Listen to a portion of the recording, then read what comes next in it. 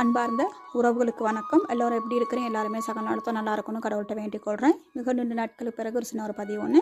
இந்த பதிவு என்ன அப்படின்னு சொல்லி கேட்டால், ஒரு சகோதர மொழியில் நான் பார்த்த ஒரு விடயத்தை இன்றைக்கி இந்த தமிழ் மொழியில் உங்கள்கிட்ட பகிர்ந்து கொள்ளலாம் அப்படின்னு நினைக்கிறேன். அது நேரத்தில் ஒரு சோகமான பதிவு அப்படின்னு கூட சொல்லலாம்.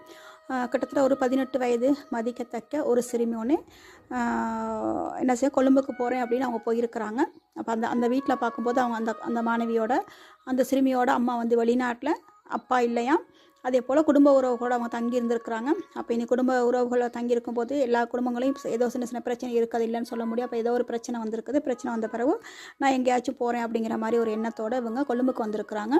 கொழும்புக்கு வரும்போது அவங்களோட கையில் கொஞ்சம் காசு இருந்திருக்கு. அதே மாதிரி நகைகளும் போட்டிருக்குறாங்க, தோடு செயின் அந்த மாதிரி போட்டிருக்குறாங்கன்னா. இப்போ அவங்க கொழும்புக்கு வந்துட்டாங்க. கொழும்புக்கு வந்துட்டு ஒரு திருவியில் ஏறி இருக்கிறாங்க. ஏறி ஒரு குறிப்பிட்ட இடத்துல கொண்டு என்ன விடுங்க அப்படின்னு சொல்லி அவங்கள்ட்ட கேட்டுருக்குறாங்க.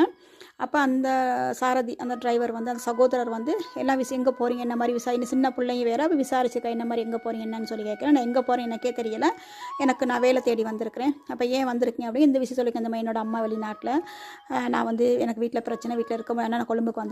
இப்போ நான் எங்கேயாச்சும் வேலை செய்யணும். அப்போ வேலை எதுவும் இருக்கா இல்லை அப்படின்னு கேட்கல. எனக்கு வேலை எதுவுமே எனக்கு தெரியாது, ஆனால் எங்கே போகிறேன் எனக்கே தெரியாது, நான் வந்திருக்கிறேன் அப்படின்னு சொல்லி அதுக்கு பிறகு அவங்க ஏசிட்டு, அதாவது இப்படி ஒரு சின்ன பெண் வந்து இப்படி தனியாக கொழும்புக்கு வர்றது ஒரு பாதுகாப்பு இல்லாமல் இருக்குது. இன்றைக்கி கூட தாய் தந்தையோடு இருக்கிற குழந்தைகளுக்கு ஒரு பாதுகாப்பான இடத்துலேயே பாதுகாப்பு இல்லாமல் இன்றைக்கி நிறைய பெண் பிள்ளைகளுக்கு எவ்வளோ அநியாயம் நடக்குது. அதை நம்ம தொடர்ந்து பார்த்துட்ருக்கோம். அப்போ அப்படி இருக்கும்போது இப்படியாப்பட்ட ஒரு 18 வயசு மதிக்கக்கூடிய ஒரு பெண் வந்து இப்படி தனியாக வர்றது எவ்வளோ பெரிய ஒரு ஆபத்தான விஷயம். அதை தெரியாமல் அந்த சிறுமி கொழும்புக்கு வந்துட்டாங்க. அதுக்கு பிறகு அவங்க உண்மைக்குமே ஒரு நல்ல ஒரு சகோதரர், நல்லா இருக்கணும்.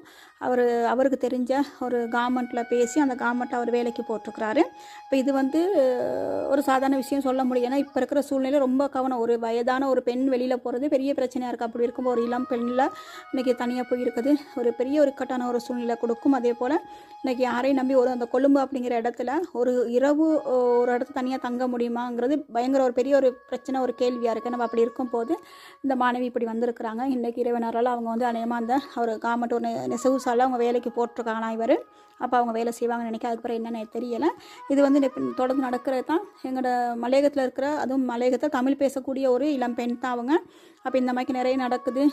வீட்டுக்கு தெரியாமல் ஒரு சில பிள்ளைகள் வந்து நாங்கள் வேலைக்கு போகிறோம் எங்கேயாச்சும் போயிட்டு மாட்டிக்கிட்டு திரும்ப அவங்கள தேடி பிடிச்சி பாதுகாப்பாக கொண்டு வந்து வீட்டில் ஒப்படைக்கப்பட்ட எத்தனையோ சம்பவங்கள் பார்த்துருக்கோம். அதே போல் கொழும்புக்கு வேலைக்கு போகிறேன் போயிட்டு அங்கே போயிட்டு நிறைய பிரச்சனைக்கு, அது துஷ்பிரயங்களாக இருக்கலாம், தங்கிட்ட இருக்கிற பொருட்கள் வந்து கொள்ளையடிக்கப்பட்டு இல்லாட்டி சித்திரவதைக்கு உள்ளாக்கப்பட்டு இப்படி எத்தனையோ பிள்ளைகளை நம்ம தொடர்ந்து பார்த்துட்ருக்கோம். ஏன் பிள்ளைகளையும் தாண்டி பெரிய பெரிய அம்மாமாருக்கு கூட இந்த மாதிரி நடந்துக்கிட்டு இருக்கு. அப்போ அப்படி இருக்கும் போது இன்றைக்கி நாடு ரொம்ப மோசமாக போகுது. எங்களோட சமூகம் ரொம்ப மோசமாக இருக்குது. எங்கள் குடும்ப உறவுகள் ரொம்ப மோசமாக இருக்கிறாங்க. அப்படி இருக்கும் போது இன்றைக்கி ரொம்பவே பெண் பிள்ளைகளை பாதுகாக்கிறது அப்படிங்கிற மிகப்பெரிய ஒரு சவாலாக இருக்குது, வேதனையாக இருக்குது. அதனால் இந்த மாதிரி ஒரு சம்பவம் நடந்திருக்குது. அப்போ அதே நேரத்தில் இந்த டிரைவர் அந்த சகோதரர்கிட்ட கிடைச்ச மாதிரிக்கு வேறு அந்த போதைப்பொருள் பாவிக்கிறவங்களா இருக்கட்டும், துஷ்பிரயம் பண்ணக்கூடியவங்களா இருக்கலாம், இப்படியாப்பட்டவங்களுக்கு கிடைச்சிருந்தா இந்த பிள்ளையோட நிலைமை எவ்வளோ பெரிய ஒரு மோசமான ஒரு இடத்துக்கு உள்ளாகி இருக்கும் அப்படிங்கிற உண்மைக்கு பயமாக இருக்குது.